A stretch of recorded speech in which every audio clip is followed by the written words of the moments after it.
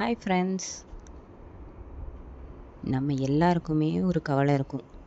என் மூக்கு ஷார்ப்பாக இல்லை, என் ஃபிசிக் நல்லா இல்லை, நான் கருப்பாக இருக்கேன், இப்படி பல குறைகள் இருக்கும். ஆனால் இந்த குறைகளை மீறி நம்ம வாழ தெரிஞ்சுக்கணும்ல. ஒரு குட்டி கதை பார்க்கலாமா? ஒரு கிராமத்தில் ராமுன்னு ஒரு மனிதர் இருந்தார். அவரோட வேலையே பார்த்தீங்கன்னா டெய்லி 2 பெரிய பானையில் நீர் எடுத்துகிட்டு வர்றது தான். ஆனால் அதில் ஒரு பானை ரொம்ப நல்ல பானை, இன்னொரு பானை பார்த்தீங்கன்னா வீரல் விட்ட பானை. ஆனால் ராமுவால் பானையை மாற்ற முடியல.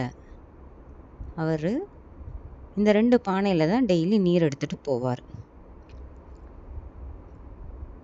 அந்த வீரல் விட்ட பானை என்ன ஆச்சுன்னா, வீடு சேரும் வர தண்ணீர் அதுலேருந்து சிந்திக்கிட்டே இருக்குமா.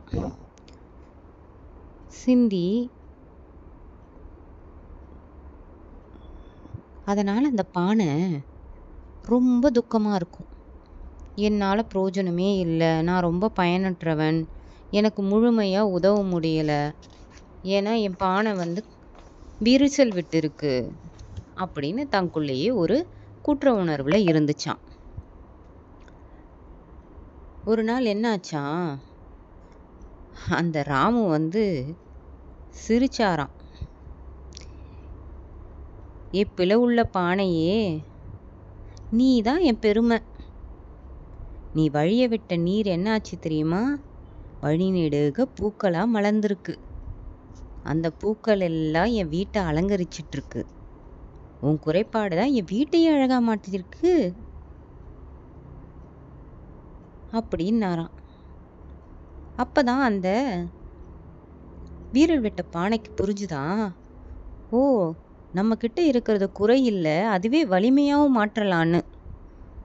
ஒவ்வொரு குறைகளும் ஒவ்வொருவருக்கும் ஒரு குறை இருக்கும்.